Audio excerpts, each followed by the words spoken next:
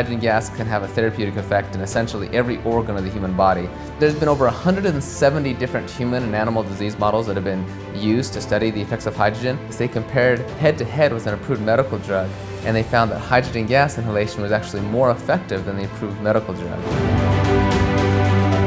I think that naturopaths and holistic medicine and integrative MDs are really starting to embrace what they weren't embracing in the 80s, which is, okay, how do we fuel the body, feed the body these 2 or 3 dozen macronutrients, and then kind of sit back and let the body do its thing from there. Regulation, by definition, is looking through the rearview mirror and fixing problems from the past. So what's happening now is that there is this growing distance and separation between current policy and actual practice in the real world. If we're going to propose or deal with the regulation of these products, what are they?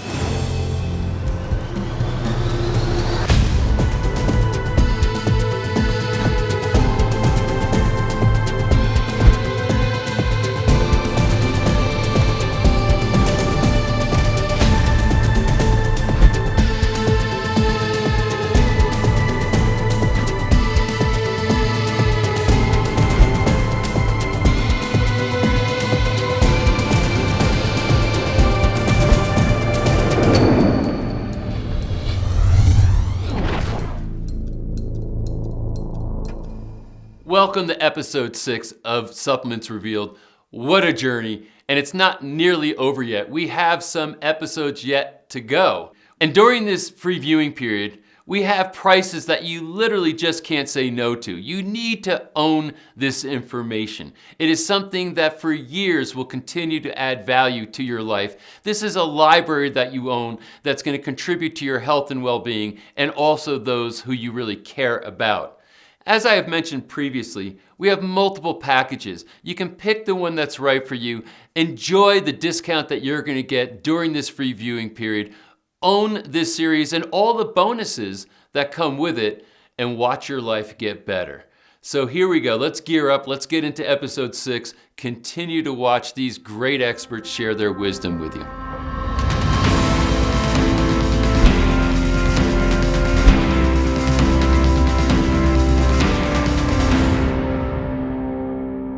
I pay close attention when I have people who I revere as experts say they look up to somebody.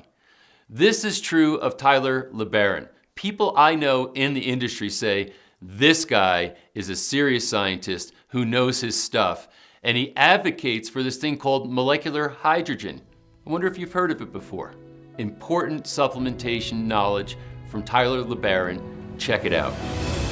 Tyler, thank you for being here. So tell me a little bit about who you are and what you do. Yeah, so I research hydrogen gas. My background is biochemistry and physiology, and I've learned about hydrogen gas back in 2009. I came across an article in Nature Medicine, a very reputable medical publication, that's showing that hydrogen gas has some therapeutic effects. And when I read that, I just felt that this is really cool, this is novel, and something I really wanted to understand. And so I did some of my own preliminary research, read all the articles, and then I ended up going to Japan. That's where the article came out of. I went to Japan at Nagoya University and did an internship there in the Department of Neurogenetics.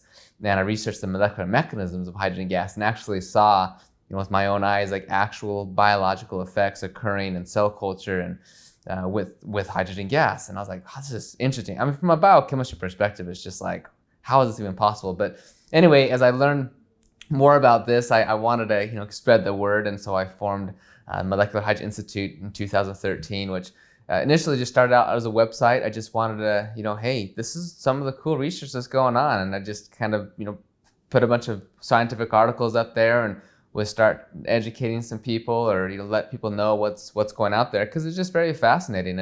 And the more I got involved in more of the research and started working with some of the different groups and publishing some of these articles, I realized, the more research we're doing on this, we're really showing that hydrogen gas has some therapeutic applications. And so we actually turned Molecular Hydrogen Institute into a science-based nonprofit. So we're just, our mission is essentially to advance and educate and research on the benefits or the biological effects of molecular hydrogen.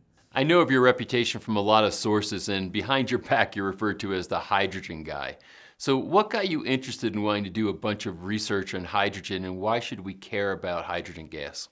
Yeah, well, I think for me, I'm always interested in what can we do to optimize our health, our wellness, prevention, exercise performance, longevity. All these things are very interesting, but a lot of things either don't work or are simply not safe.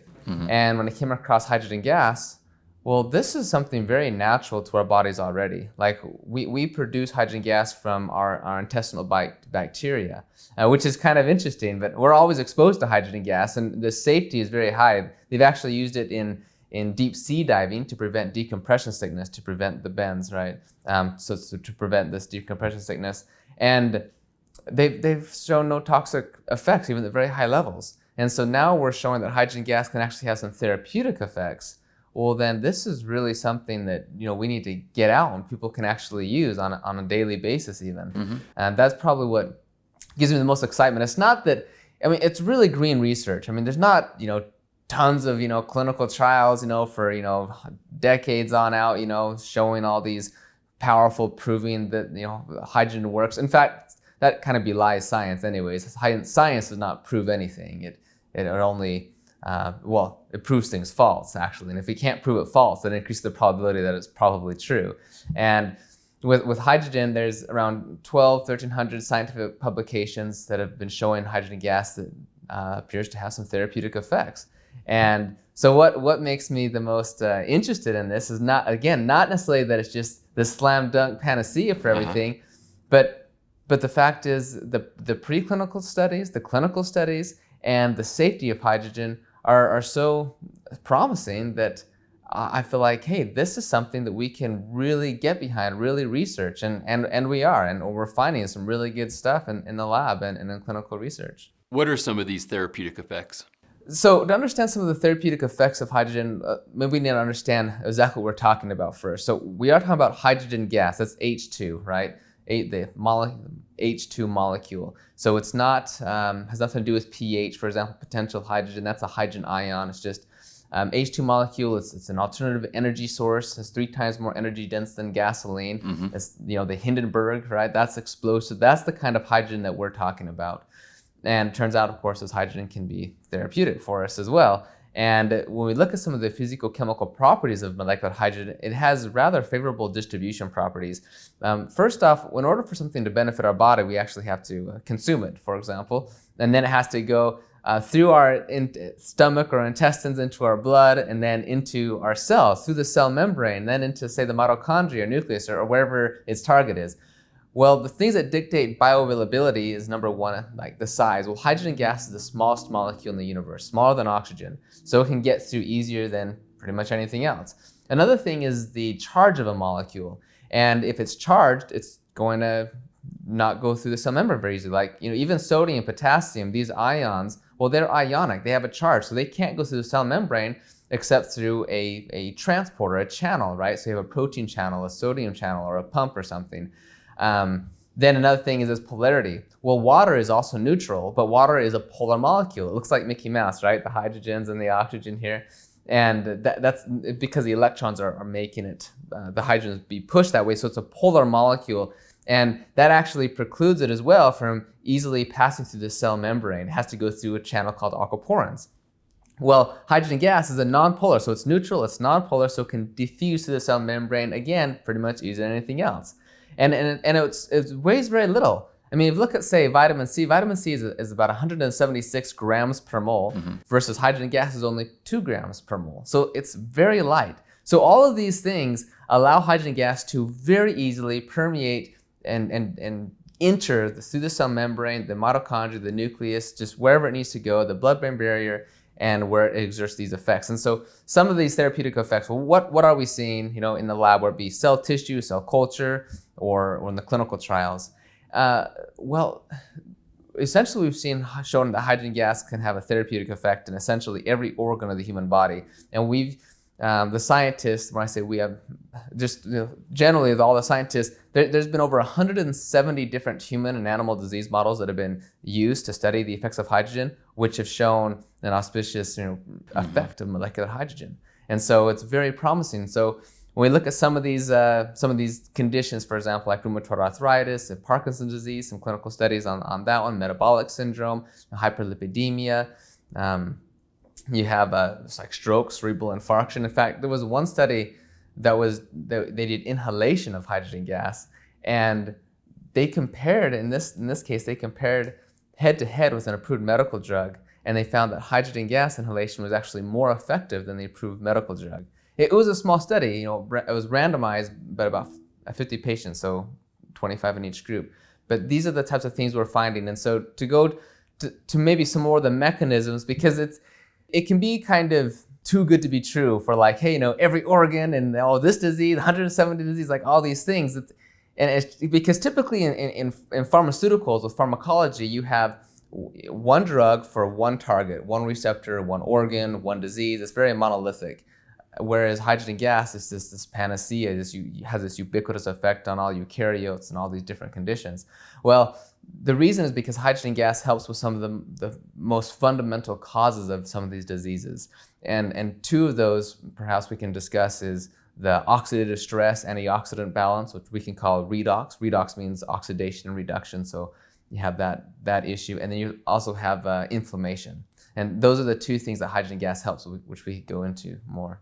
Let's talk about the redox. Yeah, so with the redox, again, oxidation reduction. So if you consider like a battery, you have a negative electrode and a positive electrode. You can't just have a negative electrode like an antioxidant. This is a terrible analogy, but to help illustrate, you have to have both. You have to have the negative and the positive electrodes. And the body, the organs, the cells, the same thing. Everything is a negative and a positive. You have oxidation, you have reduction. You have to have both of these. And when they get a disbalance or a dysregulation, that's when real problems come in.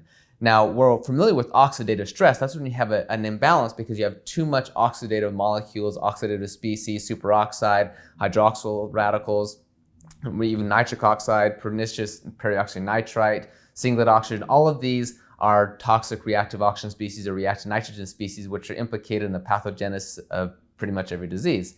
And when they get too high, they overwhelm our body's endogenous or our own antioxidant self-defense system. That gets overwhelmed, and we get cell death, apoptosis, just all the damage, necrosis, and diseases and aging and so on.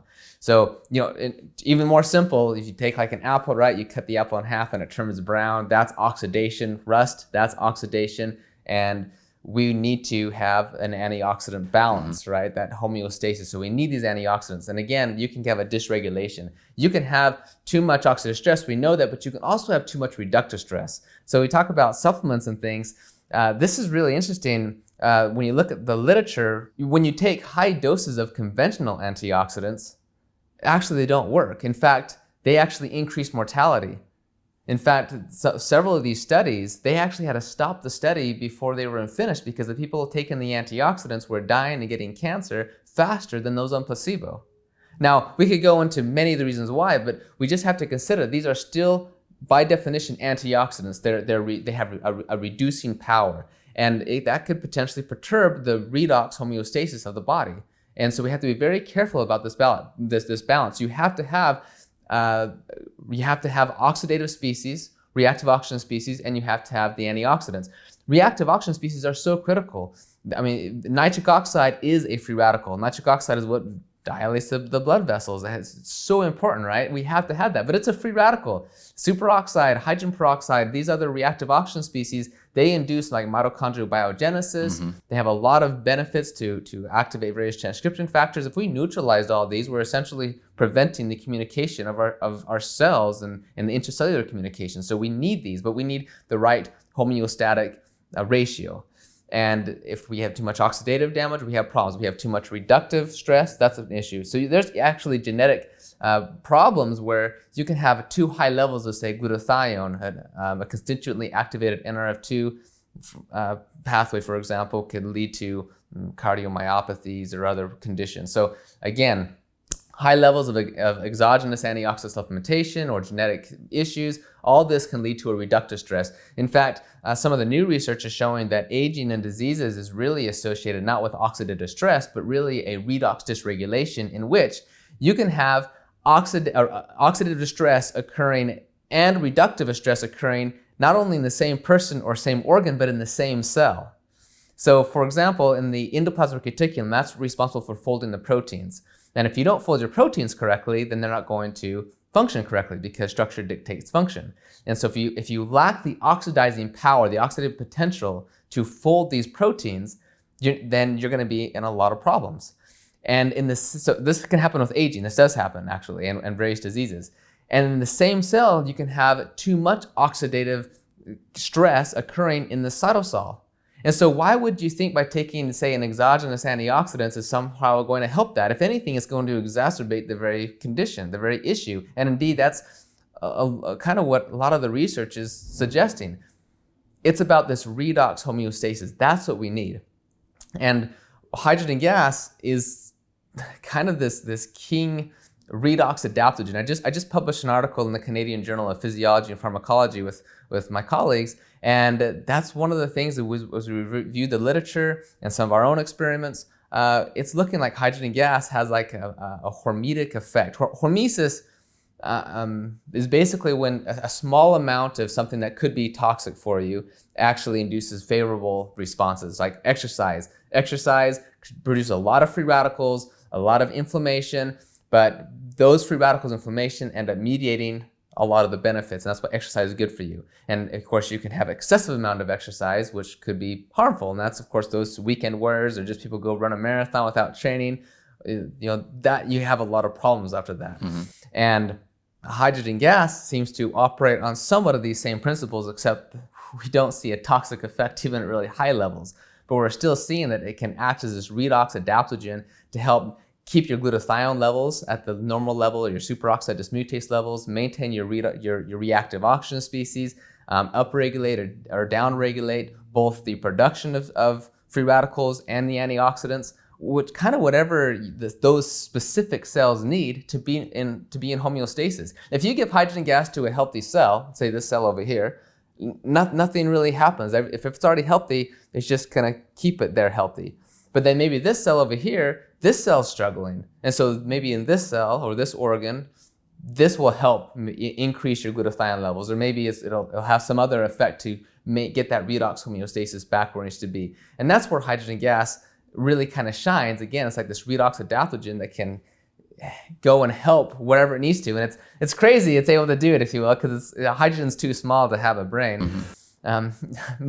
But of course, when we look at the studies, again, from the clinical studies and to the cell culture studies and the mechanisms, that's simply what we're seeing. Hydrogen gas can activate the NRF2 pathway. We mentioned NRF2 before, but that's a really critical transcription factor. It's a little protein that when it gets activated, it fuses into the nucleus, and it binds to the ARE, the antioxidant response element, and there it induces the transcription of over 200 cytoprotective proteins and enzymes that these are called the phase 2 detoxification enzymes, right? Antioxidation, detoxification, all these things, over 200 proteins and enzymes are controlled by this NRF2 pathway. And hydrogen gas, it can activate it, but only when it needs to be. Because again, you don't want to constitutively activate the NRF2 if it doesn't need to be activated. That can cause this reductive stress.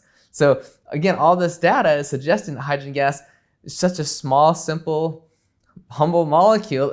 It can just help to regulate the stresses of our body. So I guess that's a good summary of the redox effect of molecular hydrogen.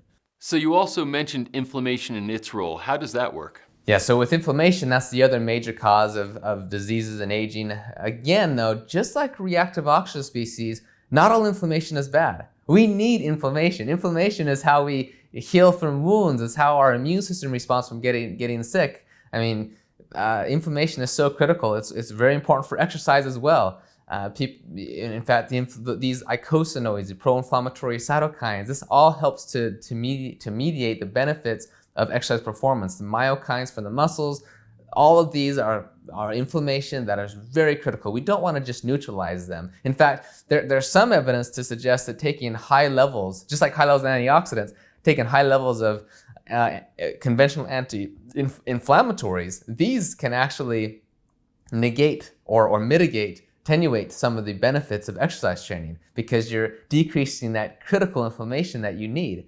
And so we don't want that. We want a faster recovery. We want to heal these wounds faster. We need inflammation.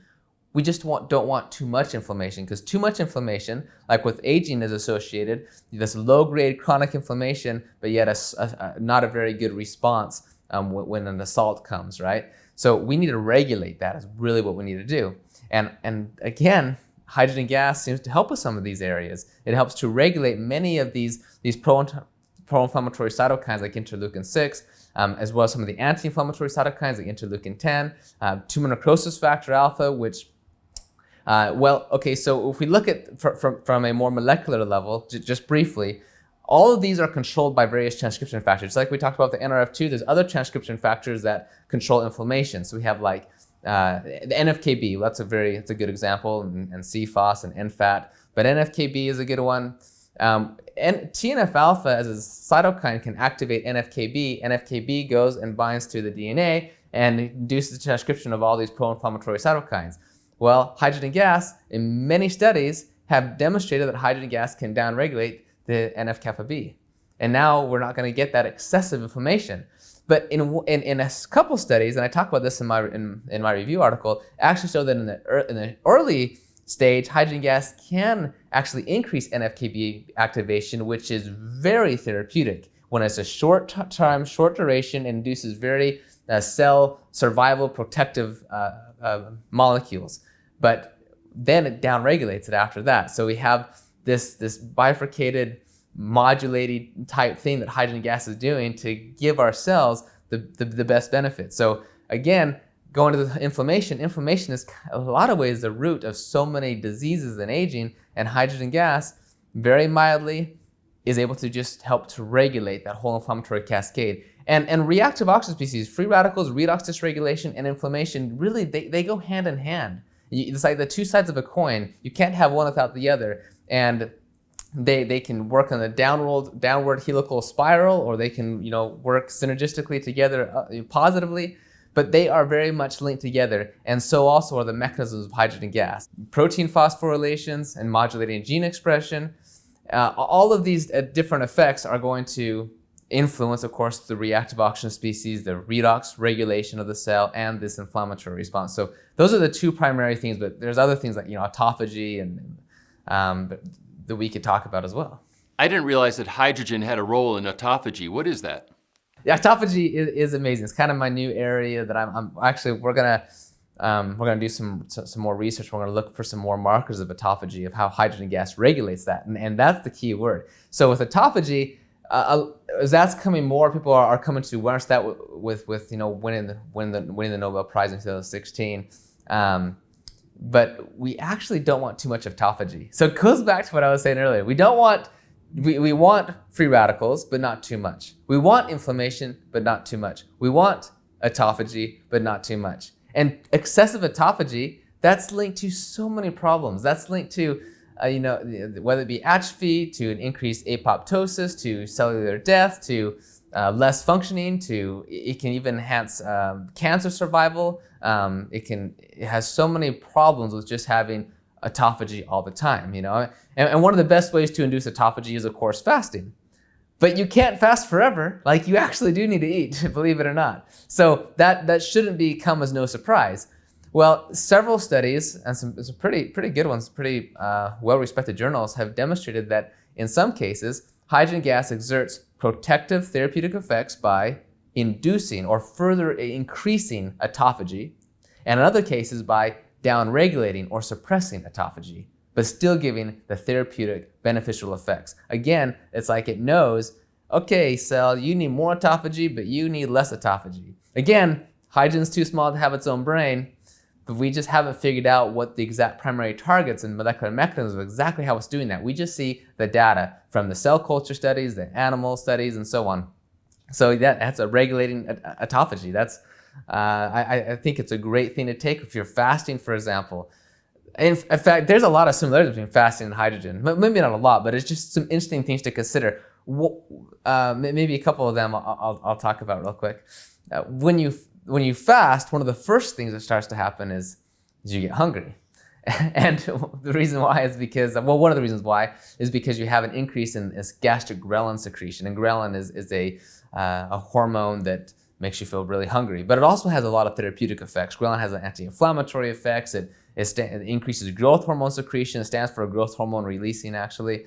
There's a lot of benefits with ghrelin. Well, hydrogen gas also induces gastric ghrelin secretion. In fact, in the Parkinson's studies, they're doing some genetic knockouts and things, and they found that hydrogen benefited the substantia nigra of the brain in a Parkinson's disease model by inducing gastric ghrelin secretion.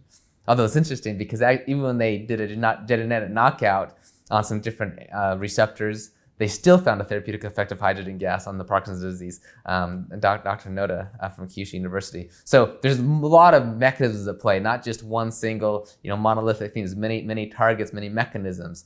But again, hydrogen gas seems to mimic some of those effects with fasting. We talk about, and exercise. So actually, if you want to combine the two, fasting and exercise, those pathways that are positively influenced by doing those two things, hydrogen gas in a lot of ways mimics some of those exact same pathways, fasting and exercise. We're seeing increases in, say, PGC1 alpha, which is a marker of mitochondrial biogenesis. The increase in cellular health. There's so many different ways that and biomolecules where the two really seem to go hand in hand. So people who are fasting, people who are exercising, especially at high levels, hydrogen could really be a great little molecule, literally molecule to take. Yeah. So how does somebody take hydrogen? Yeah. So there are several ways of hydrogen administration. Often in the clinics, like I was in Shanghai, and we did just inhalation of hydrogen gas. They have these little clinics, and you inhale hydrogen gas. And there's different products. We don't. MHI is a nonprofit, so we don't sell any products. We don't recommend anything. We're just not into that. We're really into the research right now. But there's different products online. But you can inhale hydrogen gas. That's one simple, easy way. And then you can simply take the gas and dissolve it into water. Now, it's not very soluble, and you get about 1.6 milligrams per liter is considered saturation. You can go higher than that, but 1.6 milligrams per liter, 1.6 ppm is kind of is what's considered saturation at SATP, standard ambient temperature and pressure. Although 1.6 milligrams doesn't sound very much when you compare it to, say, a 100 milligram dose of vitamin C, right? Actually, don't forget that hydrogen gas weighs a lot less than vitamin C, right? 176 grams per mole for vitamin C versus hydrogen gas at only 2 grams per mole. And so when you compare the number of molecules, or better, the number of moles, the mole-to-mole comparison, you actually see that there are more molecules of hydrogen in 1.6 milligrams than there are molecules of vitamin C in a 100 milligram dose. So there are the dose of taking hydrogen actually is enough when you're just drinking that. I mean, especially when you look at different hormones or cytokines in the body that operate at the nano level and still have some serious effects on the body. When you take hydrogen, when you drink water containing hydrogen gas, it increases the blood concentration about 2 to 3, 4 above basal levels. Because again, we always have some hydrogen gas. Well, most of us, like 99% of the population, has small amounts of hydrogen gas in our blood already from the intestinal bacteria. So that increases from, say, 3 to 4 micromolar to, say, 20 or even 30 micromolar. And we can measure that from the blood measurements as well as exhalation, because the hydrogen gas goes into the blood and then we exhale it out of our lungs. We can measure with gas chromatography the increases in breath hydrogen. And so just drinking hydrogen water is one way. Now, that then begs the question, well, then which one is better? Should we drink hydrogen water or should we be inhaling hydrogen gas? And unfortunately, we just don't have the answers right now. When you change the pharmacokinetics, you kind of change the pharmacodynamics. What I mean is, when you inhale hydrogen gas, it's entering the system differently. It's kind of going to different places. Whereas with the water, that's going to go through the intestines. You have the microbiome. You have so many different things and second messenger systems going through, the liver. Whereas inhalation, you have less of that, maybe more into other areas. So there's a lot of second messenger systems that you get from water that you may not get from inhalation, and then vice versa. And so in some cases, maybe inhalation is more effective, but in other cases, at least in animal studies, we have certainly shown that just drinking hydrogen water can be more effective, but that may not always be the case. So we need a lot more research. That's what I'm saying. This is still green science. Like, we still don't know the optimal dosing and the best frequency and how to do all these things, but we do see that it's safe, and we do see some positive effects. And there's even like intravenous hydrogen-rich saline injections. And people can do. In fact, I did this with Dr. McCullough at a conference last year. And then, there's so many ways. You could bathe in hydrogen-rich water. You could do hyperbaric hydrogen treatment. Actually, the first study on hydrogen was actually done in 1975, published in Science. So that's like the top medical journal, right up there with Nature Medicine. And it was from Texas A&M and Baylor University, and they found that a treatment with hyperbaric hydrogen drastically reduce the skin tumors, transplanted skin tumors in mice. But again, maybe the research didn't really follow up, because hyperbaric hydrogen it's not really a viable option. But now we're showing, even at small concentrations that are below the flammability level, or just drinking it in water, is still therapeutic. We can still get those benefits. If somebody wants to try adding hydrogen water, how would you get it? So yeah, you could take a tank of gas and a tank of hydrogen gas, and you could bubble it in the water, but it actually does take some time. It's like 20, 30 minutes to reach saturation. There's some flammability issues. There are an upcoming number of products on the market for hydrogen water, like there's machines. Now again, I just want to make the point, with hydrogen gas, it has nothing to do with pH. You're not changing the pH of the water. So it's not alkaline water. It has nothing to do with that.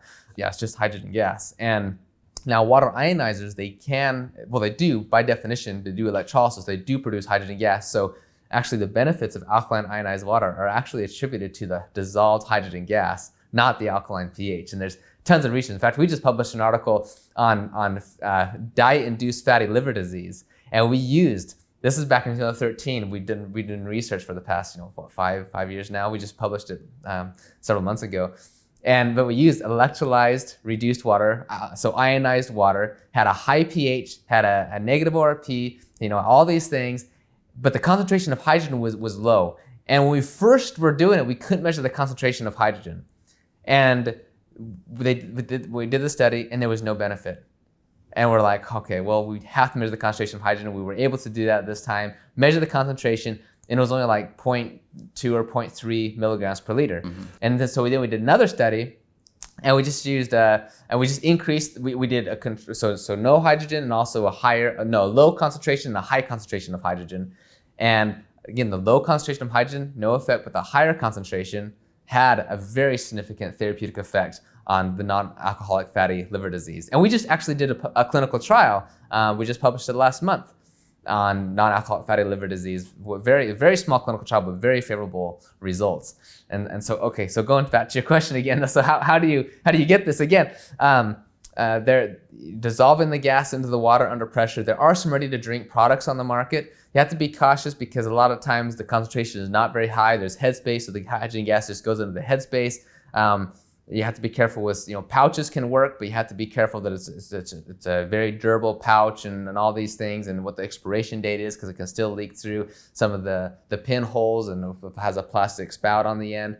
There are cans. Cans work fantastic, but you also have to consider that they also have more headspace sometimes, and so the concentration can be low. But that's a viable option, of course. Mm-hmm. There's even portable generators that you can get on, Amazon or Alibaba or whatever. But these ones you have to be cautious with also, because sometimes the electrodes, maybe they're not pure, or maybe they have like contaminants or whatever, so you get an electrode contamination from that. So you have to make sure it's a good system if you want to go that route. Maybe they don't even have a membrane, so you're getting like ozone or chlorine that's produced in electrolysis or other byproducts of the electrolysis process. So you just have to just look into these things. You can't just like, it says hydrogen, so therefore it must be. You really should test it. Take do some investigation. You can measure with the H2 blue redox titration reagent, and you can just measure the concentration. Or if you know the company, you respect the company, then you can trust them. And then, of course, there's the hydrogen-producing tablets, which I know you're aware of, where you just take the tablet, you drop it in the water, produces the hydrogen gas.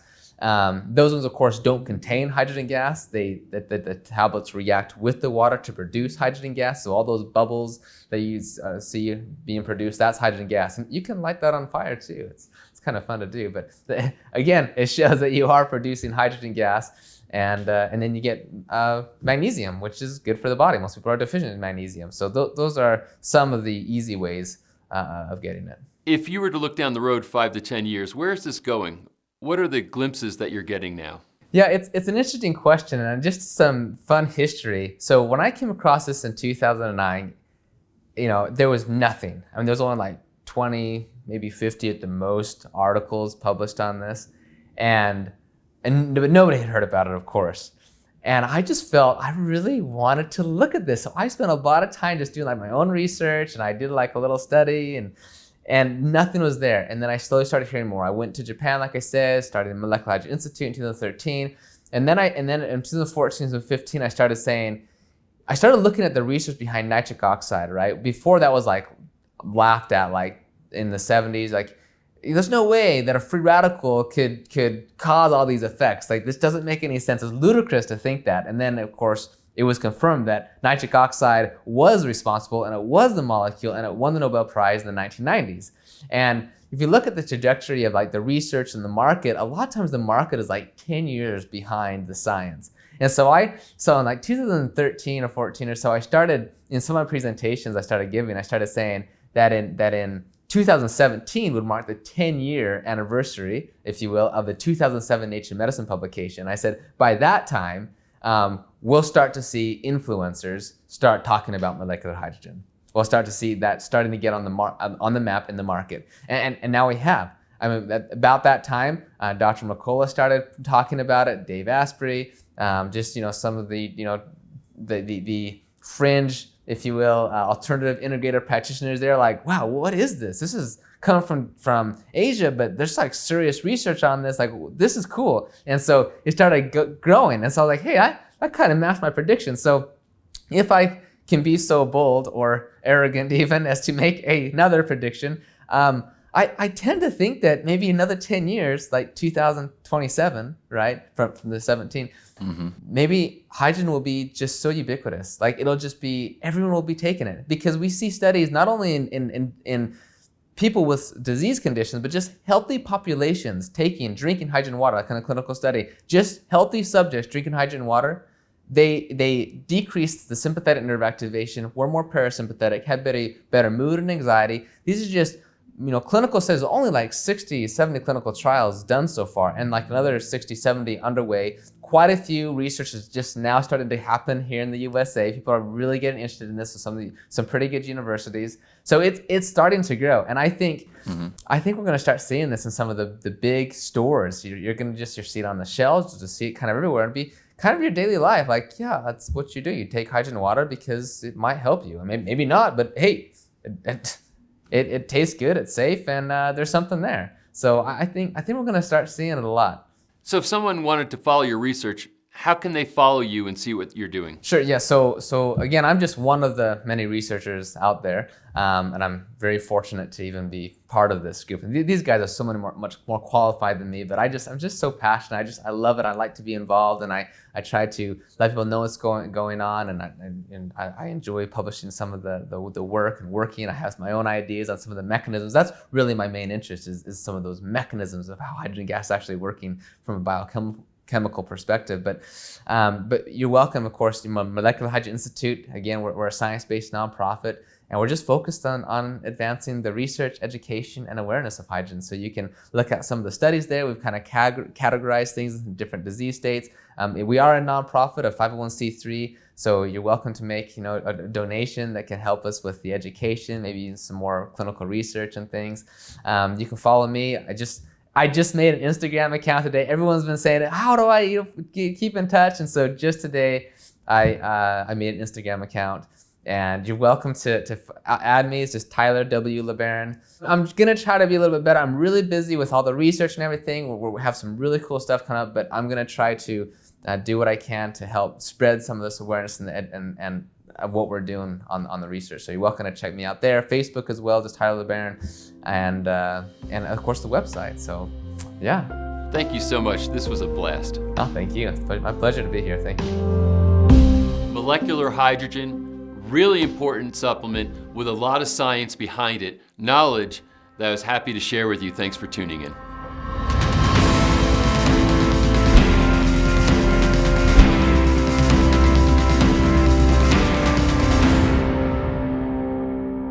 I just love colorful characters when they are so into what they're doing and they find some humor around it and bring it to you in meaningful ways.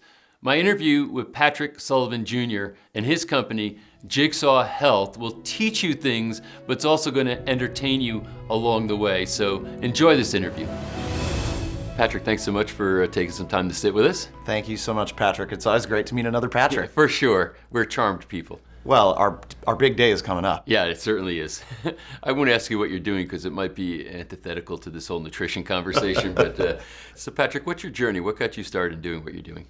The journey really began with my father. He and I began Jigsaw Health in 2005, and really it was because of his own kind of scratch your own itch. Mm-hmm. He suffered for 30 years with various chronic health challenges, low energy, trouble sleeping, GI issues, and one of the things that was very apparent was every time he could get his hands on a health book, because this is kind of pre-internet days, mm-hmm. he'd like grab a book and it would have some sort of section on magnesium deficiency. Mm-hmm. So he'd look like, okay, well, I got that, I got all these things. So he'd run out to the store, grab himself a magnesium supplement, and it would kind of just go right through him mm-hmm. because of the GI issues. Right. So he sort of theorized, well, if we could slow down the release of magnesium and use a very absorbable form, might that help someone like me with GI issues?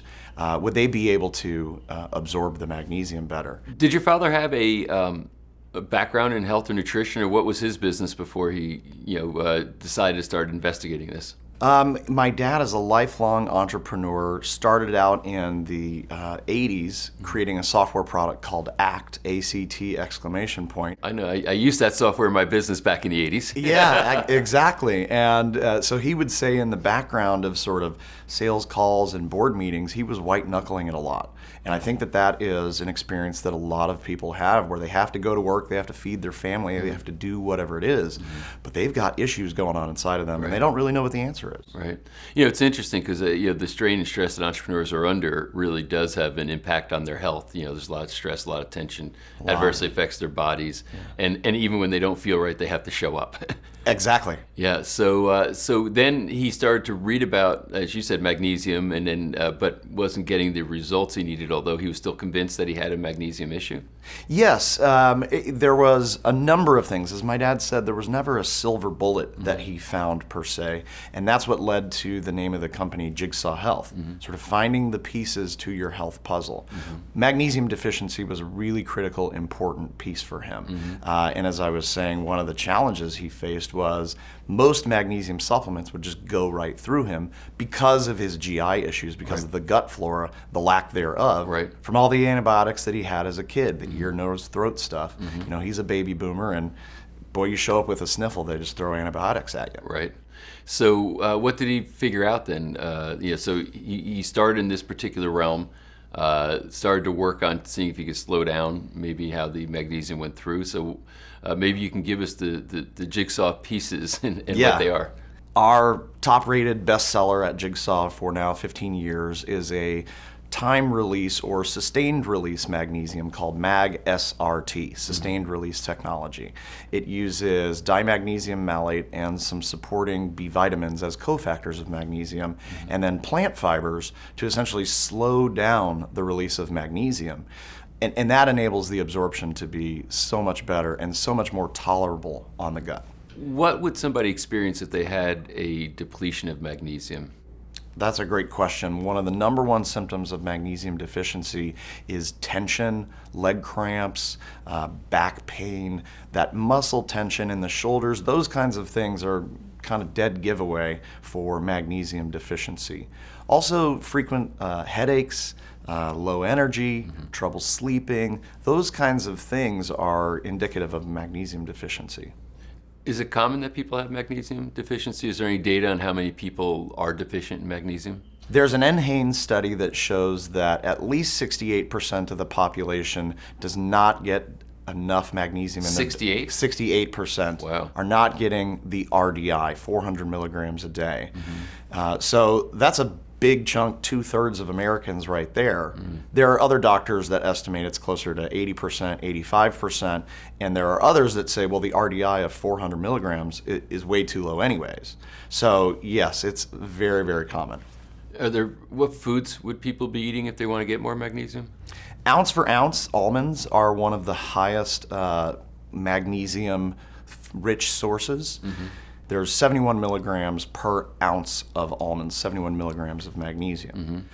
But the RDI is 400 milligrams of magnesium per day. So you got to eat a bunch of almonds too. You have to eat about 1,000 calories a day worth of almonds to get the RDI of magnesium. Hence the good argument for supplementing it. An excellent argument for supplementing, yeah. Now, okay, so that's one piece of this jigsaw, but I imagine there have to be others, otherwise there'd be no puzzle, right? Yeah, absolutely. Well, one of the main causes of my dad's debilitating issues was mercury amalgams. So silver fillings, often referred to, but they're 50% mercury. Right. And he had 14 of them in his mouth from the time that he was a kid for almost 25, 30 years. And removing those safely with a dentist that used all of the proper protocols for safely removing the mercury had a very big impact on his health. There were two things that happened right away. Number one, he stopped losing his hair. All of his brothers and sisters have full heads of hair, and he started thinning. It started coming out while he was in the shower. There's clumps of hair coming out when he's in his 20s. When he has now the same amount of hair that he had at like 27 that he now has at 63. Can I say I'm jealous? Yes. The other symptom that happened is that my dad was a soccer player growing up, always an athlete, and he would, in his late 20s, he would be going out for a jog, and he'd run for an hour or so, and his heart would stay elevated for an hour and a half after his run. Wow. It took a good hour for his heart rate to Recovery stop. was delayed, Yeah, recovery was delayed. After having the amalgams removed, his heart rate would go back to a resting state as you would expect after exercising. So those two things alone. But he had to do a lot more work to detoxify and to remineralize. It's interesting when you talk about the amalgam issue because I've had all mine removed because I had a bunch of them from that era, similar to your father, and it was there was all this amalgam, with all this mercury being put into systems, and people would have symptoms. And it's very germane to this whole docuseries because then people start looking for supplementation, to bring in to try to counteract what they're experiencing, and there's varying views on that. But in the end, if you're mercury toxic, you're not seeing results, and you think it's the nutrition's not working as compared to it's something else. But you did say one point that I would caution a lot of people. You have to have a very good biological dentist who understands removal. I've had friends that end up with serious mercury toxicity because they had them removed and it wasn't done right. So just a cautionary tale for everybody is make sure you find the right person to do that work. Absolutely, and to give them a plug, IAOMT, if you Google that and safe mercury amalgam removal, you'll find a list of sort of all the precautions that a proper biological dentist will take. Perfect. All right, so I'm sure there's other pieces besides those two? Yeah, there were a number of different pieces. Probiotics, we had talked a little bit about the GI tract being an issue for him. So years as a kid and teenager taking antibiotics, probiotics was a really big thing for him. And one of the challenges that he faced with most of the probiotics that were on the market at the time is they all used FOS, F-O-S, fructooligosaccharides, I think is what it's called, FOS. And for him, that prebiotic fiber that's there to help feed the probiotics would cause him just massive bubble guts, essentially. And it was difficult to be compliant and say, okay, I'm going to build up my GI tract with some good, healthy bugs, but then feel like you're having gas. Yeah. And he once talked to a Funny, you have to look over your shoulder before you say that to make sure nobody's going to be okay. We might have to edit that part out. Sorry, Dad. But Just outed him. yeah, okay, now it's in. So with Jigsaw, one of our popular formulas over the years has been Essential Blend Probiotics that does not utilize FOS, FOS. And it's 5 strains, 5 billion each of that strain. And it's been a great product for our customers. It's been great for my dad as well. You know, it's interesting that how this is born out of, a personal need, right? It's like, somebody without a background in biochemistry, just has his own problem, starts to read. And isn't that always the entrepreneurial story, right? It's like, I got to solve a problem for myself, and then I'm sure if I have this problem, other people do too.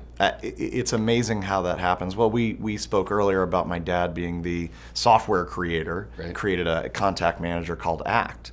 And he did that. He was a sales rep.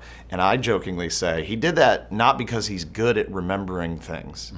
He did it because he's bad at remembering. He's like, I don't remember that guy's name. I don't remember what I'm supposed to call them back. Right. What if I could use this whole new thing called software in the 80s and develop something that would help me scratch my own itch? And he knew he was onto something when other sales reps at his company were sort of looking over his shoulder and saying, Pat, what is this thing that you're using? Can I get a copy of that? He's like, I bet I could sell this. Turns out he can. Spoken like a true salesman. That's right. Yeah, absolutely. It was actually great software. I remember it. So I had a company and big sales department, and that's what we used. That's what everybody used back in the day. Really effective. Yeah, absolutely. Any other key jigsaw pieces? Another piece that my dad discovered was that he is a poor methylator. So his liver is, he and about half of the population are poor methylators. They're bad at turning inactive B vitamins like cyanocobalamin, which is the inactive form of B12. They're bad at turning that into methylcobalamin. So 15 years ago when we started, methylcobalamin was sort of a new ingredient that not a lot of people were using, and there are forms of active forms of other B vitamins as well. And so we put those all together into a sustained release B vitamin. One of the reasons we did it as sustained release is, again, if you take a whole bunch of Bs all at once, you could feel a sort of jittery shock, like, okay, that's too much. But the body does not store B vitamins because they're water soluble.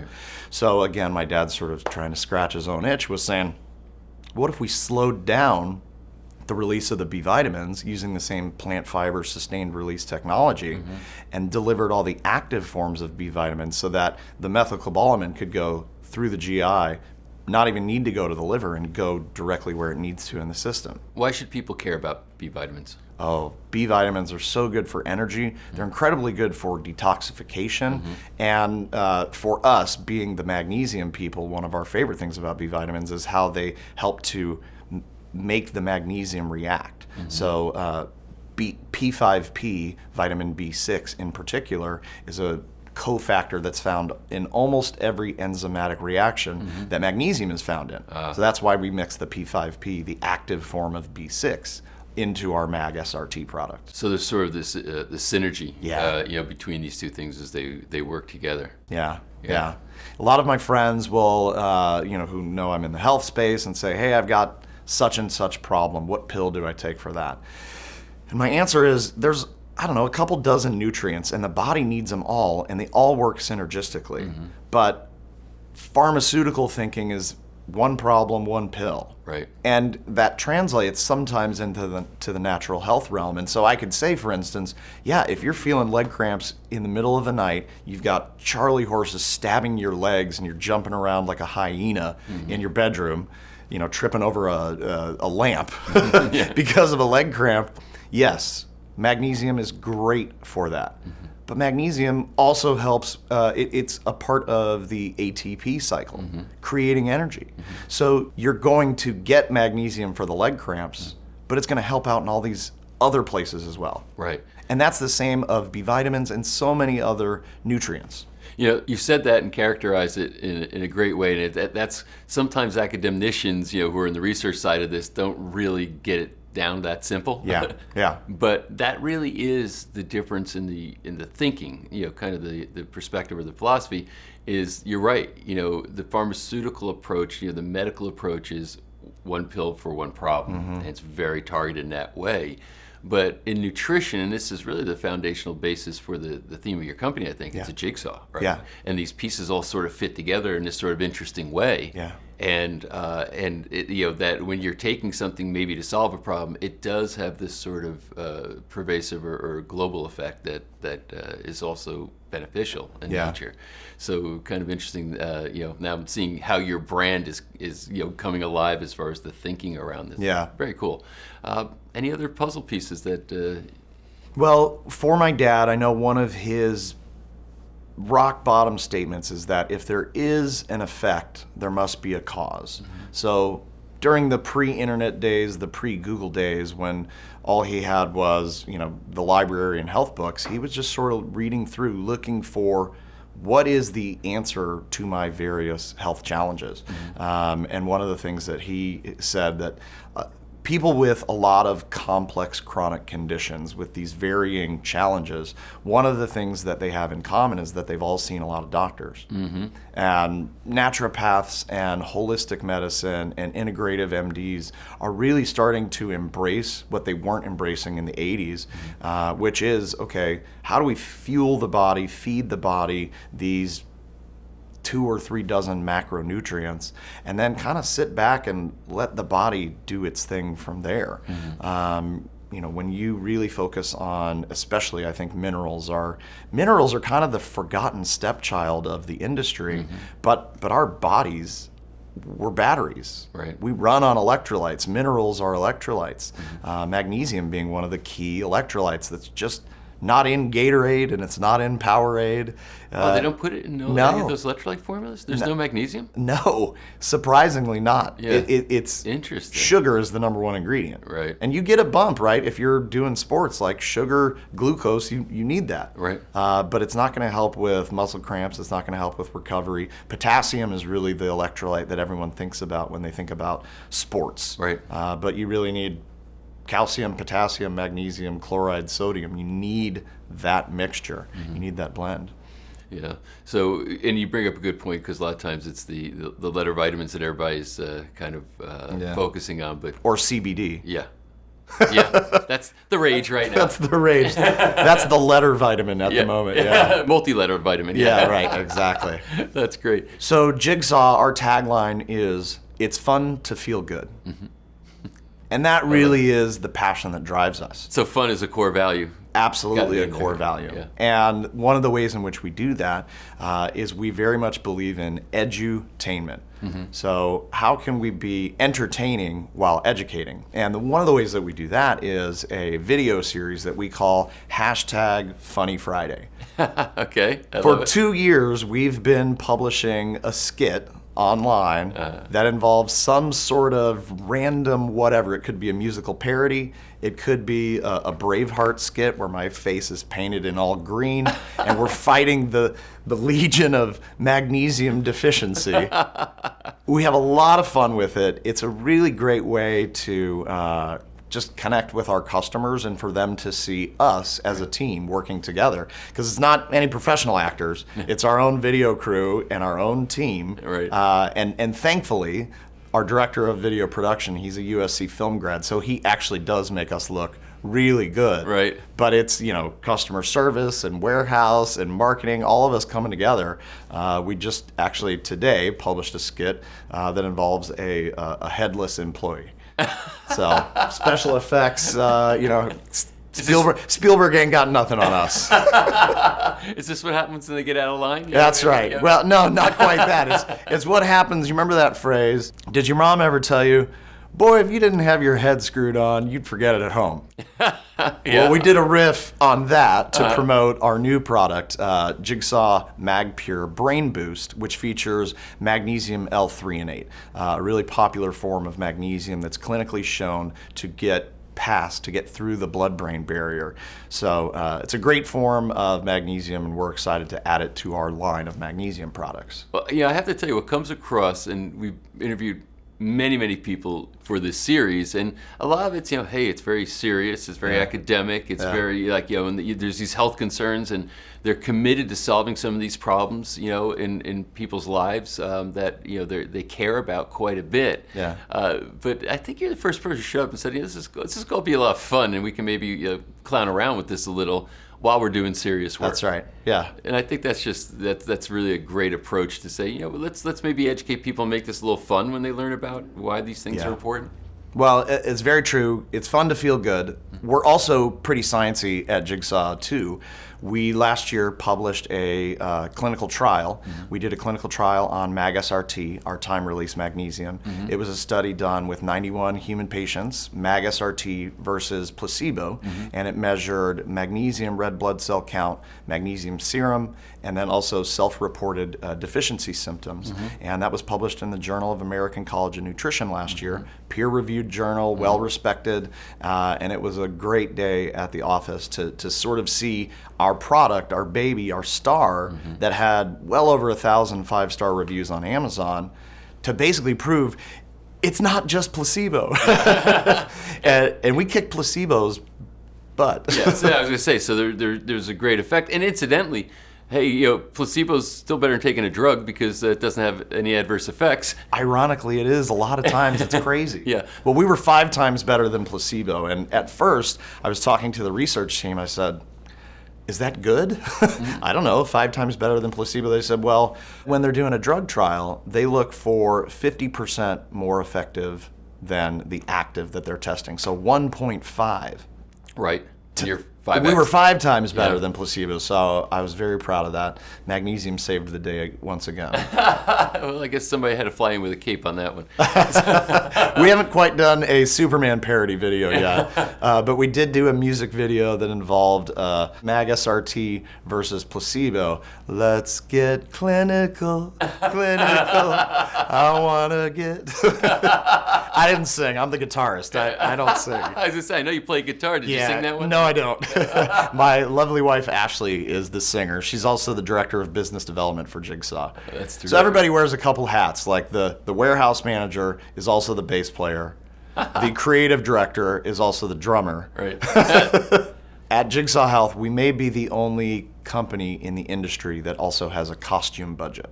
A costume budget. Yeah, that's right. I won't ask what it is, but I think it's very cool that you have one. Yeah, well, look, it's about the wigs, and sometimes it's about the Braveheart outfit with the claymore. You need what you need. I hope it's a good budget so you get good costumes. We usually do. I'm in control of the budget, so yeah. I'm like, yeah, we definitely need that Uncle Sam outfit. Let's get it. That's great. I love it. I mean, it's fun. You guys are definitely having fun and making a difference, and makes me want to come work in a place like yours. We'd love to have you. Yeah, it's awesome. So I'm sure people show up, and they show up the right ways, and I think that has an impact on how well you can impact the world when people are aligning like that. So absolutely, I really appreciate you taking some time and sharing some of your humor and wisdom and vision about all this with us. Thank you so much for having me, Patrick. It's really great. Really pleasure to be here. Combining passion, comedy, and expertise, making health fun. What can be better than that? Thank you for joining me in this interview. I hope you enjoyed it as much as I did.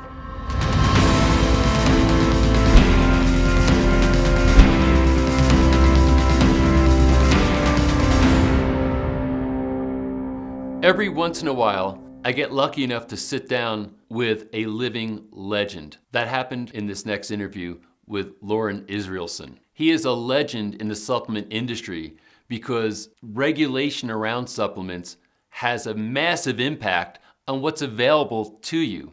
There is formative legislation that Loren was instrumental in getting passed that allows you to have access to the supplements that you do today. Learn about it. You're going to find this amazingly compelling. Enjoy this interview. Loren, thank you so much for taking the time to sit down and have this conversation. My pleasure.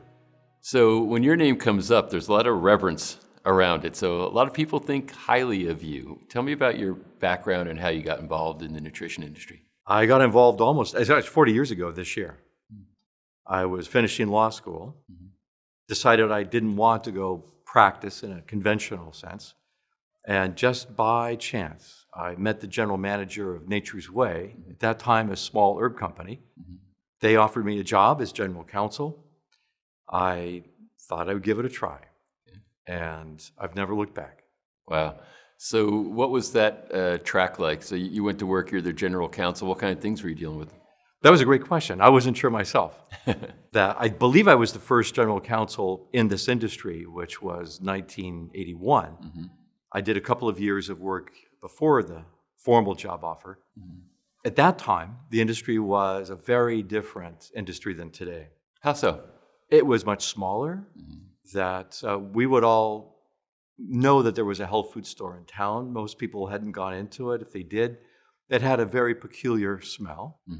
And this is a place where the health crowd would go, as we understood it then.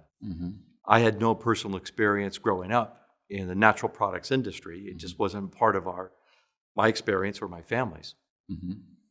When I joined, it was all new to me, both in terms of the job as well as the culture and the industry. It was wonderful because it was a formative time, that things were possible, that there were relatively few rules. There weren't a lot of footprints in front of most of the companies, and certainly not me. So initially I was working on simple things like trademarks. Do we have registration for these trademarks? I quickly got involved in industry issues. And I was assigned to go to a couple of meetings to organize trade associations. Met a lot of fabulous people that I still know and consider my dearest friends today. Wow. Consequently, I ended up becoming involved, because of my background, which was a combination of politics. I'd worked in the Senate for a while for Senator Hatch. Then I went to law school, and then I joined this industry. It turns out that was a fortuitous combination of backgrounds. So I was given the freedom to explore what needed to be done. What really needed to be done was to deal with the problems of who are we and how are we regulated by the United States government. So I ended up spending the majority of my time on that hard question, as well as traveling the world to look for the best natural products that could be found, particularly in Western Europe at that time. Are you particularly put off by the question, well, is the natural products industry, the supplement industry, regulated? I hear it so often that I now take it as part of my daily task is to explain to people that, yes, dietary supplements are regulated, full stop. That there was an act of Congress that was passed in 1994 that lays out that regulatory statutory framework. And you were involved in creating that act. No? I was very involved in the creation of that law. So can you talk about that as far as what was the industry like beforehand, what the law ended up becoming, and now how it's impacted the industry? Happily. If we look at it from today, we see this robust, thriving industry that everybody wants to be a part of. Big industry, big food, big finance. The global community is here. It's now very vogue to be selling health and wellness natural products. It was not always that way. If you look back and take the really long look, and I've been very interested in the history of this industry, and if we take it back into the 1930s and 40s, that health and wellness was the domain of Hollywood celebrities. Because they needed to stay healthy and look young and fit. That was part of their job. And so they were ardent supporters and advocates. And these were the early days of simple bran and fiber and yogurt and all kinds of products that today are in most everyone's kitchens and pantries. You take it prior to that, the turn of the century, and we had C.W. Post and Harvey Kellogg. They were advocating the sanatorium healthy lives, and you would go, it was fairly brutal, and you would go through a regime that would essentially purge you out and sweat you out, but it was all intended to cleanse the toxins. Well, that's been ridiculed since the beginning, is this whole notion of that our body is a vessel that holds good and bad toxins as well as good nutrients. So there is, in my judgment, almost a genotype of people for whom that is native and intuitive wisdom and understanding. And they hear that and they follow that. We would call those the early adopters of health foods. Dietary supplements, as we know them today, is a very broad range of products. And why I mentioned that is it was a fundamental question of if we're going to propose or deal with the regulation of these products, what are they? It's everything from vitamins, minerals, nutrients of all kinds, amino acids, probiotics, fish oil. And today, essential oils have become a big thing. Chinese herbs, Indian herbs, Ayurveda, yoga, as we know them. This is all part of the world of dietary supplements. Unfortunately, prior to the passage of this law in 1994, there were no rules about this. We were at the mercy of the FDA at that time, and this had always been a point of conflict. The best way I found to describe it to people is that this is one of the tectonic plates in society, is you have a medical tradition. In this country, really around World War II, as synthetic pharmaceuticals were being developed, in particular antibiotics. These were seen as wonder drugs, miracle drugs. And they were remarkable. And so many people were entranced by chemistry for better living, is that people in some respects abandoned the natural products world. It wasn't as interesting, not as powerful, not as fast. Sort of like man got smarter than nature now. Something like that. Yeah. And we see this as a cyclical process that we go through about every 20, 25 years. So that every generation gets smart again and realizes, oh yes, nature, what a great idea. And this is usually occasioned by a couple of things. So the birth of a first child has a profound effect on the mom as she's expecting a baby. She changes her diet. She physically changes. Now she's concerned about what the nutrition of this baby will be, and that means her nutrition. The death of a friend or loved one is one of those moments that we reflect and really think about, what is my situation? Personal illness, particularly something unexpected, that will change your attitude in a hurry. And we evaluate not just our life, but our diet. And we begin to ask questions. And then many people become, I would call them medical refugees, is that they're looking for answers, is that they'll go through the process very often of, I would say, a conventional Western medical experiment, is to understand what needs to be done. If it's an urgent emergency problem, Western medicine is exceptionally good at that. Less good at chronic issues and managing issues. This is the biggest problem today. So we're seeing an aging population. What do we do for people that are suffering decline because of age, of health, of well-being, just to be able to walk, to eat? And so it's on our minds is, how do we help mom and dad as they're in their declining years? Can we change their diet? What can we do? So the young and the immortal tend to ultimately begin to think about these things in earnest, and then it becomes more so during their life. So what has happened is that the FDA, back to what they're trying to figure out as society and culture evolves in its thinking, is that we have been on this tectonic plate. Is we've always stood between food and nutrition and drugs. That very often people talk about dietary supplements, but within that are many traditional medicines as understood and practiced by cultures from the beginning of time and around the world. We call them dietary supplements. They're called traditional Chinese medicine. It's called Ayurveda. It's called phytomedicines. We had to come up with something that would adapt to the American culture and our regulatory legal structure. The politicians of the time, who themselves had very little experience and didn't really use dietary supplements. Why is this important to people? They would hear the problems, is that this is an annoying industry, is that they're making drug claims. They're saying things they shouldn't. They're selling ingredients that we don't think they should without getting our permission. That became a really serious problem, and the conflict between the industry and the FDA became so extreme that a coalition formed organically, no pun intended, of different people who really understood something has to change. We need a passport and a green card. We have to have a legal right to be here. And there was a deep emotional response to that, far beyond what we imagined. The public rose up in ways that they have not done since the Vietnam War to say, we want the right to have access to these products that we choose to use. And did they feel like there was a threat that actually regulations may be adopted that would prevent their direct access to these products? There were regulations in place. There were court cases. There were seizures. There were armed raids. Wow. It got serious. It really got serious. I keep an archival file of all of these events so that those today that say, did that really happen? Is to say it did happen. And that this was an imperative. So I ended up getting involved partly because of my background. And I also felt that this was an urgent problem. And it came down to the all right, who is able to persuade the people who make the decisions, in this case, Congress? Because FDA was not going to change their opinion. Right. We had talked to FDA. We had tried to find an accommodation. It wasn't working. Ultimately, we went to the Congress.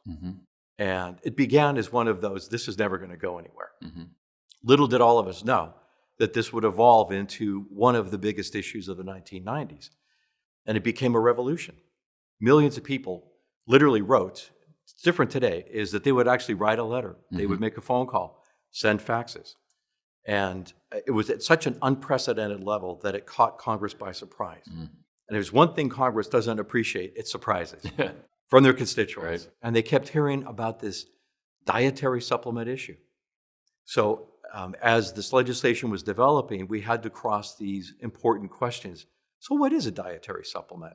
That was a really hard problem to solve because no one fully agreed on how broad this category should be. Our objective was to protect the access to these products as widely as possible. But in order to do that, we had to agree, of course, you need quality standards. We need good manufacturing practices, rules about what's new and what's old. When do we need to go to FDA, review the safety of an ingredient? So there was a very specific mechanism that was built into this law. So were you able to get different members of the industry to kind of agree on these definitions, or was it very difficult to figure out where those lines were drawn? It was much harder than we had thought it would be. That there were very clear schools of thought, both in terms of what you sell. So the vitamin part of the industry, it would have been relatively easy to solve this problem. But you get the botanicals involved, they always make things complicated, no matter what it is. And today that is still true. Because botanicals are more directed towards treating particular conditions. As That's compared right. to vitamins. Yeah, that's right. They're much closer to what people think of as medicine. Right. Or if you talk about what they do, is you inevitably start talking about what people might think is that sounds like a medicine or a drug claim. Well, now they say like herbal remedies, but I think they call it Chinese medicine also. That's right. Yeah. That's right. Yeah. So all of the synonyms that we would see for a lot of these individual categories, we had to really try to figure out a way to describe it. The critical part is we realized we couldn't fully define everything. So we agreed to language was something that you supplement the diet, how you supplement the diet. Therefore, it ultimately is the consumer's decision of how will they supplement their diet. Well, the old school of thought would be it's a fairly narrow range of things. Today, people think much more broadly. Plant-based diets, essential oils, things that barely existed in people's minds then. And we really tried to envision what would things look like 5, 10, 20 years down the road and build this for the future because we don't want to have to do this again. Right. Because I imagine it wasn't a whole lot of fun at the time. It wasn't a lot of fun. It was exhilarating, but it was incredibly hard work. Yeah. So where'd you end up? It was passed. Was it passed easily, or was it passed with a narrow margin? It was passed with an exceptionally narrow margin.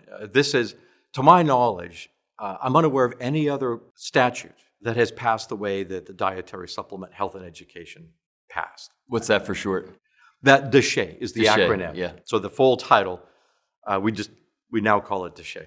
The long story, which is a very long, complicated story, is that, so Civics 101 is that the House has to agree and pass a bill. Usually it's introduced, then it goes through markups, the committees review it, then there's a vote. Right.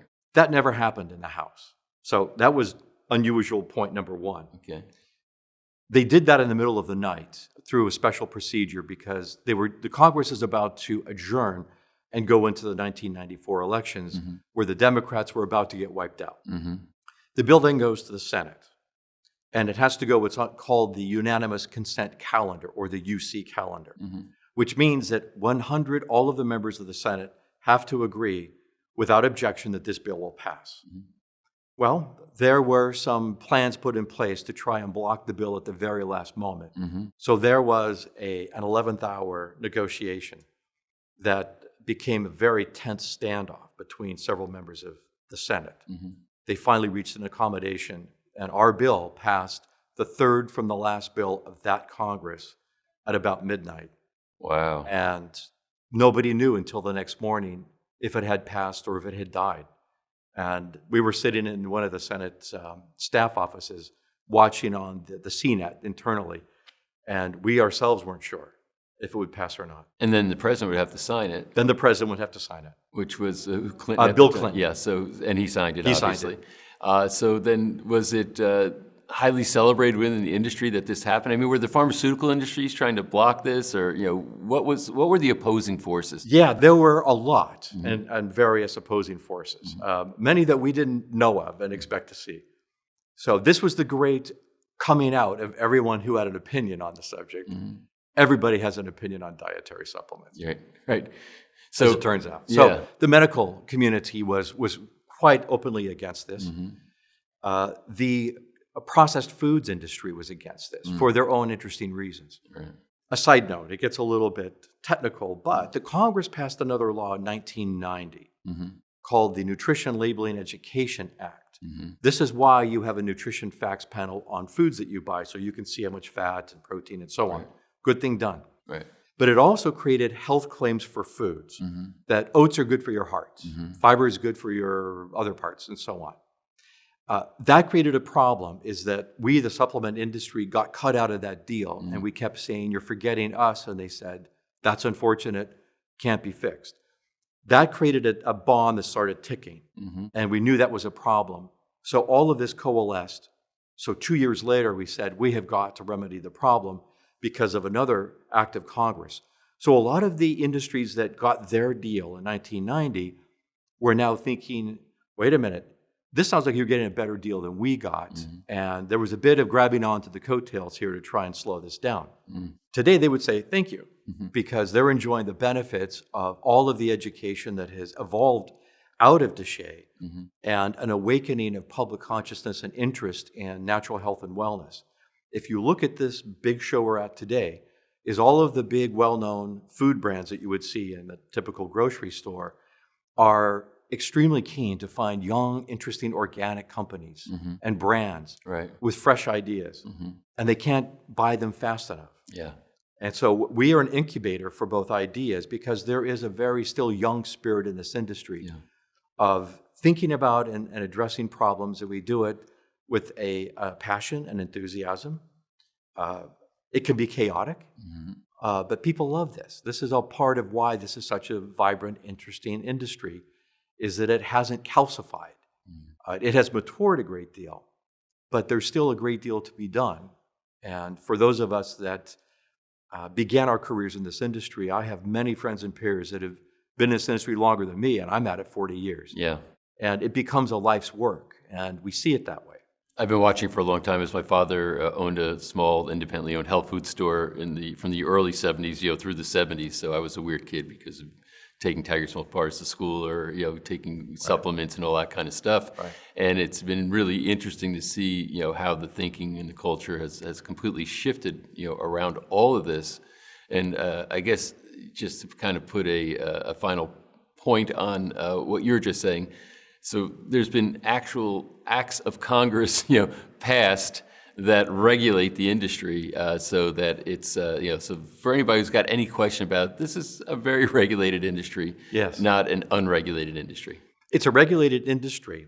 The critics of the industry today and of the statute, when they say it's unregulated, what they actually mean is that these products are not FDA approved. Right. That's their definition of unregulated.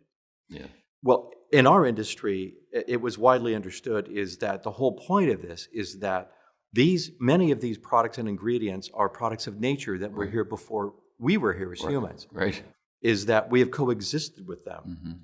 And a very strong sentiment that was very deep and widely held both within the industry and its consumer base is it really appropriate or necessary for FDA to impose rules that were really designed for food additives, the chemicals that go in your foods that you really want someone to look at? Right. Or pharmaceuticals.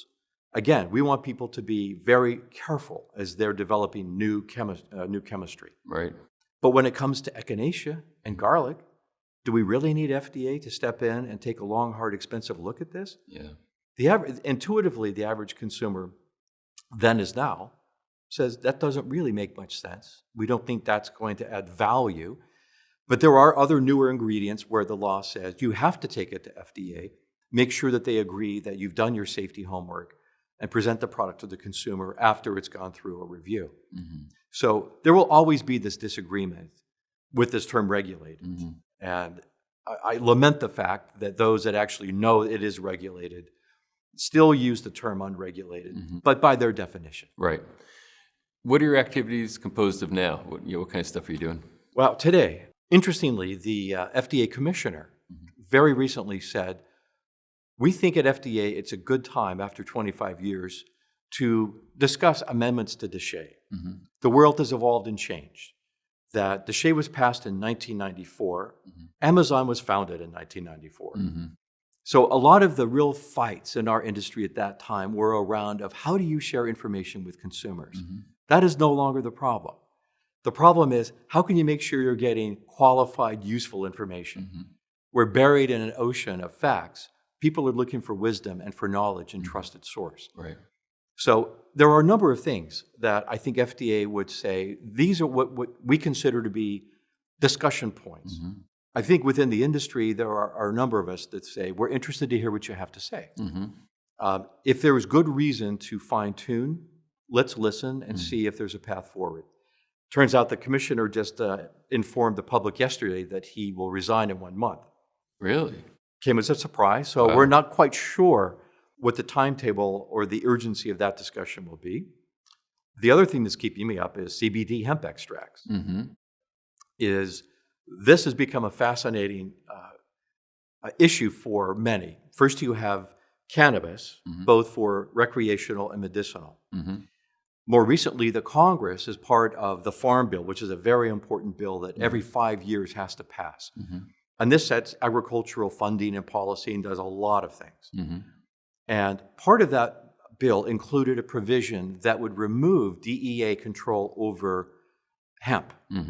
So now the question is hemp a dietary supplement? And if so, what are the rules around that? Right. That is the question of the day. That is one that we hadn't thought about during DSHEA. As much as we tried to anticipate what could happen, that was not one of them. So we're working actively to think through what is the appropriate way to make sure that people who are very interested, and there's a lot of them, in using CBD and hemp extracts. It's complicated because last year FDA approved a drug for CBD. This is a story problem unlike any that I have seen, including DSHEA. So do they just follow the guidelines basically? Because if you've got a drug approval, you can make claims. Correct. And but if you got a product like CBD and you're not making claims, but talk about general health or general support of certain things, then it's probably not within the purview of the FDA. It's complicated. It is in the purview of FDA, but FDA recognizes that this is a highly complicated problem for a number of reasons. First, they just approved the drug. So that drug holder has a right to a return on their investment. Right. That's the way the rules are. But then there is a growing industry of those that are using CBD, but what is it? Is it a dietary supplement? Is it a food? We've got to figure this out. We're not the only ones that are thinking about this, that the food industry, the beverage industry, there are others that also think that this is a very interesting ingredient and material. So FDA's got to think through not one swim lane, but probably 8 or 10. Yeah. And that's the thing when you were speaking about this earlier. I mean, trying to find one roof or one umbrella for supplements, herbs, oils and extracts, they almost to me seem like there's a general category, but they really are kind of different things. So hard to speak one language, from a regulatory standpoint for all of them. It is complicated. Yeah. It is hard. And all you have to do is just think about the range of things that you just described. Fish oil. Most everyone takes fish oil. Right. But it's really complicated to actually run that industry because it involves fishing issues and manufacturing and production and analytical methods and testing and standards. And that is true for dozens of categories. So when you think about how many moving parts there really are in our industry and how many people are involved to think about these individual categories. So when you talk about plants, again, it's a whole different story. And we talk about enzymes. That's yet again something fully different. Right. And no one can be an expert on everything. That's why it requires so many people involved at so many levels. And I think the average consumer really has almost no idea what goes into the making of a supplement. Yeah. And they would find it remarkable. It's not going to the backyard and clipping grass and then running that through a juicer, and it's quite a bit more complicated. Well, one thing you said that sort of gives me pause is when the FDA starts saying, there's new ways that we can communicate with consumers, how they can get information, as you were describing. But I also find that there's sort of this overzealous desire to try to contain, non-conventional information or alternative thinking around certain areas. And where we have Facebook and YouTube and Google delisting or not putting people in search, et cetera, because they have different points of view than what the agenda of the FDA might be. Right. And I think the whole point is that, hey, that's why your industry we don't want people interfering with our trajectory and the kind of things that we're looking at or want to be able to say. So it's a tough thing to figure out where do you draw those lines. It is really, really tough. Yeah. Just ask the social media companies how tough it is. And we've been dealing with this for decades and decades because the spectrum is wide. It's on one hand free speech embedded in the Constitution. Right. It's a fundamental principle, and most everybody would agree that is the bedrock principle to start with. Well, then, over the years, there is commercial speech. Commercial speech is different. Is different. And the famous Supreme Court case is you can't yell fire in a crowded theater. Okay, that's out of bounds. All right, can't do that. Companies can't say things that mislead and defraud consumers. That is also not lawful speech. Right. But the FTC already regulates that, so we don't need the FDA necessarily. Well, this is the thing, is as between the FDA and the FTC, is who's in charge of what? Yeah. And that got really complicated with the internet. The flow of information is a forward-thinking, revolutionary technology. Regulation, by definition, is looking through the rearview mirror and fixing problems from the past. Right. So what's happening now is that there is this growing distance and separation between current policy and actual practice in the real world. Government agencies, I don't envy the job because it's a hard one, is to respect free speech, commercial speech, what agencies are in charge of what. FTC has its views, FDA has its views, and they're colored by, I would say, their institutional belief about our industry. Right. Is that this industry has a tendency to be enthusiastic about what it says. And that sometimes it may not be as true as someone who actually believes it says it. Right. But do they have a right to say that? As an individual, absolutely. If they're selling a product and say that, maybe things are a little different. We're always working on that as an internal issue because we'll see something that we think clearly is out of bounds. Right. I'll make the call and call FTC or FDA and say, this is something I think you should pay attention to. We have our internal rules and boundaries of what we consider to be acceptable or appropriate. Now, that will be somewhat different than the regulators. How important is self-policing, to this whole process? It's fundamental, is that regulators and governments, they have a macro regulatory policy. What goes on every single day in factories around the world? The government's not in there. Right. That is self-regulation. And that requires the discipline to make sure your consumer gets what they think they're getting. Right. And there's a lot of structure and rules that go into that. Within that, there's a hierarchy of the tier 1 companies and those that are getting there and others that don't care as much as they should. And that probably is our most important duty, where I sit and my colleagues sit in this industry, is constantly working on improvement and transparency and openness so that if consumers want to know, is they have the right to know that. But how can they learn that and understand it in a way that's quick and easy and also understandable? If we get into the jargon of the technical language, that's not real helpful to most consumers. Right. How do we make it usable?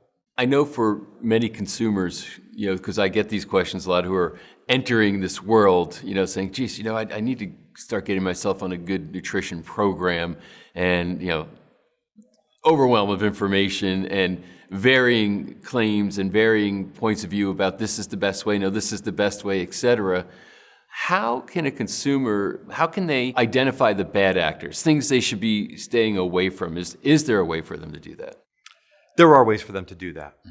some of the general rules that are good guidelines, the compass points that you can rely on fairly clearly, is that what people do just in the real world is they're going to go to a website and they're going to look at what they see there.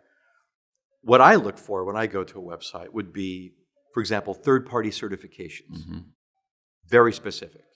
These are organizations that come in and audit the factory and the procedures, and they will then issue a certificate and confirm that you're doing that. That can be both a government or that could be a private certification. I look for specific ones. Then I'll look to understand. Which ones do you look for? Well, the ones that I think are well regarded and are well regarded is the United States Pharmacopoeia, or USP, has a standard. The Australian government has a standard called TGA. That is a very high standard as well. NSF is another one. People would look for the organic USDA white and green seal. That's very reliable. There are other non-GMO project would be another example. Then there are others as well. There are actually a number of certifications.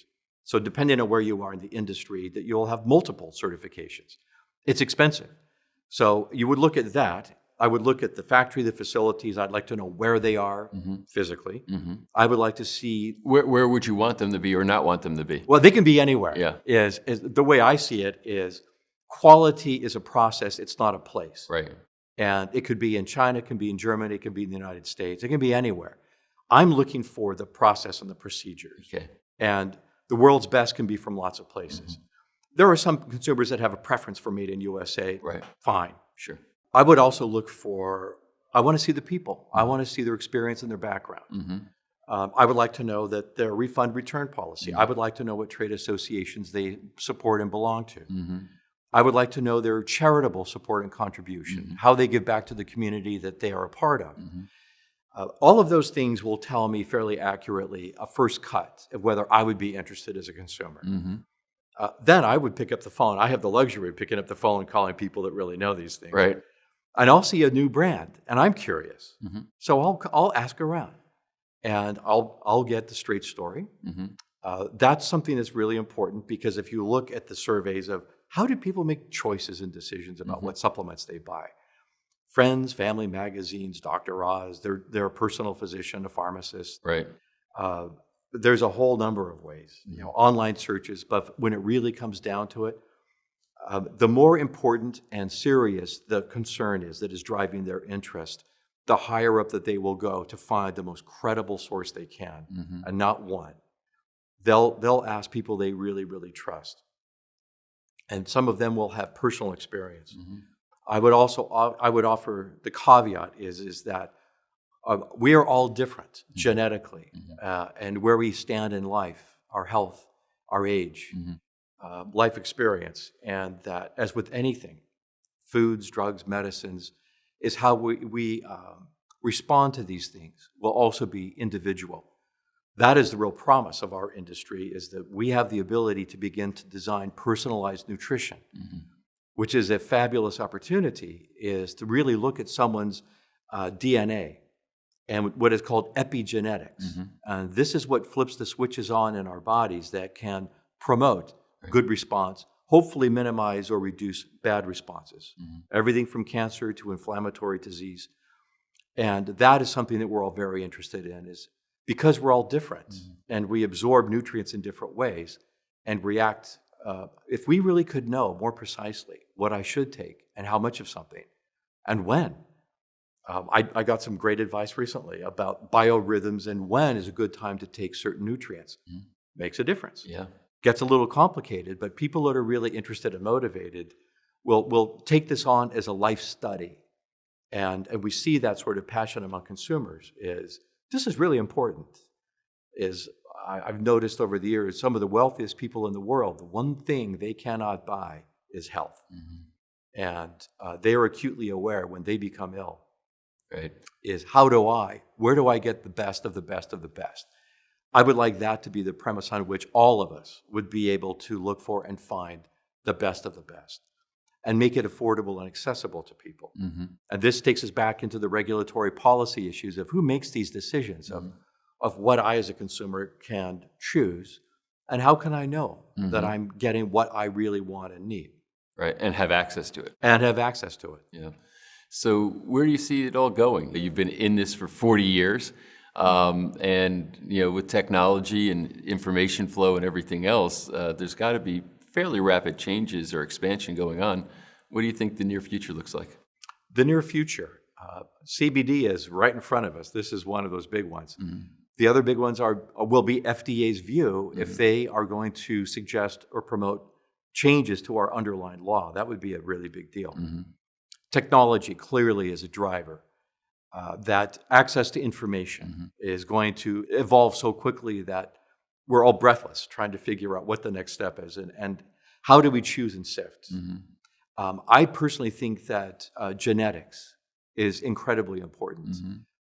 Perhaps the transcendent issue is going to be climate change and its effect on the planet and how this affects the plants and the animals and ourselves. And we're literally now wondering if there will be insects in 15, 20 years to pollinate the plants that we go and harvest and we grow. In that short a period of time, huh? It's frighteningly fast, is that just the change of climate, the change of oceans, the introduction of new generations. I was at a seminar this morning that just scared the living daylights out of me. Really? With new synthetic technologies, artificial intelligence, robotics, and synthetic biology. You put those three in a room and strange things happen. They're incredibly powerful and dynamic, but we don't know what this really means. This is sort of the equivalent of the atomic bomb. And how is this used wisely? And no one's really sure. This is something our industry is profoundly concerned about. We're the natural products industry, the organic industry, the non-GMO industry. We're on the tip of the spear. The people that are developing all of these other products and ideas and technologies are way bigger than we are. I would like to believe that we have a bigger voice than they do. They have far more resource. And this will be probably the greatest face-off of our generation is how can we make these wise decisions about protecting literally our factory, which is nature itself. If we don't pay attention to that, many of the other things that we do could become irrelevant sooner than we imagine. Well, it's kind of interesting because you talk about this face-off. You got the face-off of the grassroots of the nutrition industry or your natural foods industry, and then the concentrated capital and resources, of the tech industry as you're describing it, and saying, what wins out here? Is it going to be the masses like you were talking about last time? They wrote and called their Congress people to, have influence over what they're going to vote on, or is it the lobby and the strength of this technology that, as this face-off happens, that's going to overshadow it? And so I could see, kind of this epic battle emerging. It is emerging, Yeah. and because these are new weapons of war that all sides are using, no one is not quite sure how this is going to work. I would hope that there will be a physical populist raising of the voice and of the people, that they'll speak out as they have done, not once, not twice, but they've done this about 10 times in the history of this country. And America is respected and revered, I would say, globally as the one country where the people have spoken and that their laws were determined by the people. Right. And that is remarkable in this age or any age. And if you look at Europe and Asia, that people have a reverence for this, is you really did it. And can we do it again will be the great question. I have confidence in this industry. I believe in it. I expect that I'll be involved in it somehow, somewhere. But like the others, I don't know how this is going to play out. Yeah. Which kind of keeps it interesting too. Which keeps it interesting. And I've got to know as much as I possibly can about all of the things that frighten me, the technologies that are coming straight at us. And it is an act of will to look at synthetic biology, of the kinds of chemistry and artificial intelligence and things that are coming. We do an annual retreat of our members so we can think about these horizon issues. And this year, one of the things that we'll look at closely is artificial intelligence. In all the forms that we all use every day are affected by it. And it's now going to be coming into our industry in ways that we have to be thoughtful about. There's a lot of R&D, a lot of development will be done by machine learning. Right. We have the wisdom tradition. Yeah. And if we lose the wise ones that know the plants, that are the shamans of our time, Right. and if they're replaced by algorithms, that is a day that I don't want to see come. I want to see the technology used in a helpful way. We can speed things up, but it cannot replace human wisdom. And I think in the end, that is really the whole point, isn't it? If you're looking at vitalism, you're looking at the human experience and wisdom, which is a uniquely human characteristic.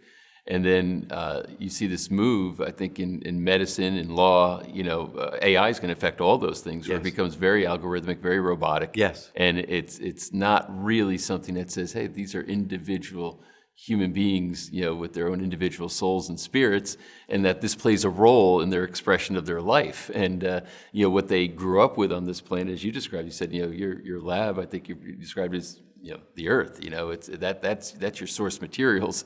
And when you start to look at these other things, there's really is this drive for mechanizing everything, but that can't. Your industry can't be mechanized. I mean, it wouldn't be your industry. It would be counterintuitive to who we are, what we do. Yeah. If anything, that we become the physical place of refuge, which is the health food store. Yeah. We go back to the beginning of the story. It's that store with that really unique smell that we think are the B vitamins and the brewer's yeast, among other things. But in all of that is that there's somebody there that really will listen and care. Yeah. And that has always been the part that regulators have worried about. People are talking to each other and sharing their personal story and experience and making big decisions based on that. Is that the government's role? Or is that us trying to work out our problems? Right. That is a perennial issue that has yet to be resolved, and it will not be anytime soon. Right. But we will also, I think, be the human element that as people become more lonely, even though they're more connected, I think that we will still be that fresh place where there are real humans that have kindness and compassion, that will talk to each other, that can put their phones down. And I hope that we can nourish that and protect it, because it's increasingly rare. Yeah. Well, kindness and compassion cannot be algorithmic. It cannot be. Not yet. Yeah. I think the Japanese are working on it, but we'll see. Well, this has been really fascinating. The depth of your experience is something I'd like to talk to you about for days, but you really shared a lot of very deep and important concepts here with us, and I appreciate you taking the time to do that. It's been a great pleasure. Amazing how many facets there are to this world of supplementation. Legal and regulation is one of those facets. We need to understand that if we're going to be good consumers who can make great decisions about what we're doing. Thanks for joining me in that interview.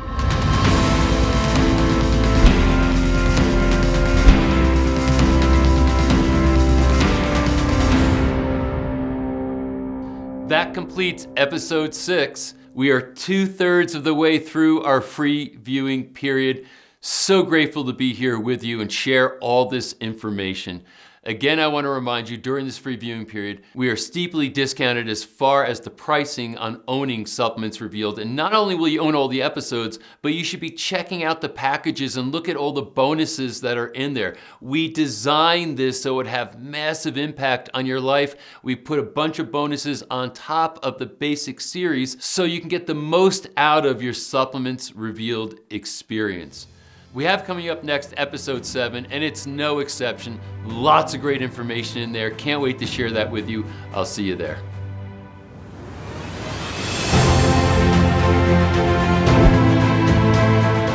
They were looking at the epidemic levels of asthma and allergies in Finland. In Finland, they had sterilized their homes. They keep their windows closed, doors closed. They clean everything to kill 99.9% of bacteria, not understanding that basically 90% of what we are is bacteria. Germs play a significant role in programming our immune system. You can take a synthetic one a day and you'll absorb some of it. Compare it dollar for dollar and you spend $30 on this one a day multivitamin versus $40 on a whole food. You're gonna absorb a whole lot more from that whole food one, because you'd have to take a whole handful of these to even get a fraction of what you get. could only take one supplement every day without question, Really? this would be the one. I mean, there's other important nutrients, vitamin D and magnesium, and all great nutrients. But if I'm on a desert island, I'm saying you can only take one. Without question, this is the one.